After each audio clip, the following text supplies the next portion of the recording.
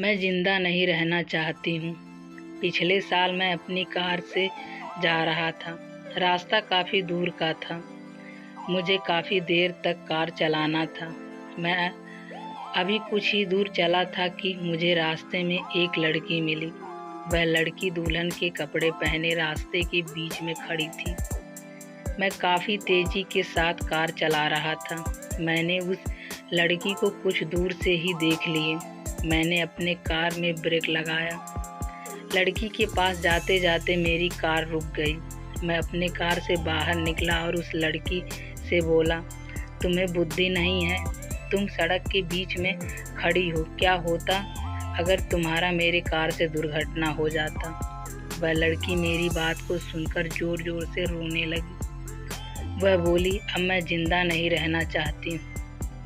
फिर से वह रोने लगी।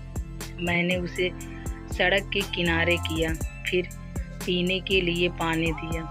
उसने पानी पिया और अपने मुंह को धो लिया। फिर मैंने उससे पूछा, अब बताओ तुम्हारे साथ क्या हुआ है? उसने कहा, मेरा नाम आशा है। मैं एक लड़के से प्रेम करती थी। आज हमारी शादी थी, पर वह लड़का पहले से ही किसी और से शादी कर चुका है। जब मैं इस बात को सुनी तो मैं पागल सी हो गई। अब मुझे शर्म भी आ रही थी, इसलिए मैं अपने घर से भाग आई। मैंने कहा, ठीक है, पर तुम्हें अपने घर से इस तरह नहीं भागना चाहिए। वैसे तुम्हारा घर कहाँ है? उसका घर वहीं था जहाँ मुझे अपने काम से जाना था। मैंने उसे समझाया और कहा, चलो मैं तुम्हारे घर वालों को समझाता हूँ।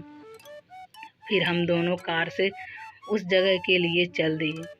मुझे पहली नज़र में ही आशा से प्रेम हो गया था, पर वह तो किसी दूसरे से प्रेम करती थी। मैंने उसे रास्ते भर बहुत कुछ समझाया। अब वह अपने मन को शांत कर रही थी और जो कुछ भी हुआ उसे भूल भी रही थी।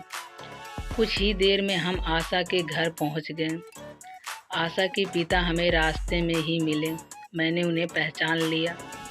वह मेरे कंपनी में काम करते थे। हम उनके घर गए। उनका घर काफ़ी छोटा सा था।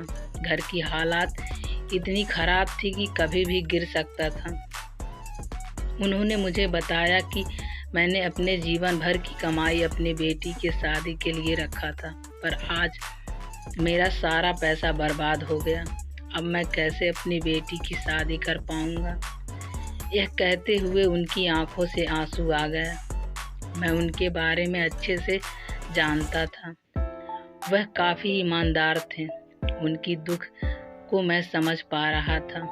अब मैं क्या करूं, मुझे कुछ भी समझ नहीं आ रहा था। कुछ देर सोचने के बाद मैंने कहा, अगर आप मुझे अपनी बेटी के काबिल समझें तो मैं आपकी बेटी से शादी करने के लिए तैयार हूँ। आशा और उसके माता पिता दोनों ही खुश हो गए और जो भी रिश्तेदार उनकी बेटी को ताने मार रहे थे वह सभी शांत हो गए।